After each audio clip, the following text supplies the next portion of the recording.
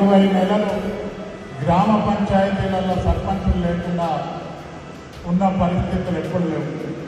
ఈ కాంగ్రెస్ ప్రభుత్వం ఎన్నికల ముందు అన్ని లేనిపోని హామీలు ఇచ్చి బడుగు బలైన వర్గాలకు బీసీలకు లోకల్ బాడీ ఎన్నికలలో 42% రిజర్వేషన్ కల్పిస్తామని చెప్పి కామారెడ్డిలో బీసీ డిక్లరేషన్ పెట్టి కర్ణాటక ముఖ్యమంత్రి గారిని గౌరవనీయులు సిద్ధరామయ్య గారిని తీసుకొచ్చి ఒక బీసీ బిడ్డతో హామీ ఇప్పించి ఆ హామీని తొక్కలో దొరికి ఎన్ని కథలు పడ్డారో పాపమా కాంగ్రెస్ పార్టీ బీసీ మంత్రులు పాలాభిషేకాలు చేసారు, ఇంకా అన్ని అభిషేకాలు చేసారు. సిగ్గుండాలి వాళ్ళకు.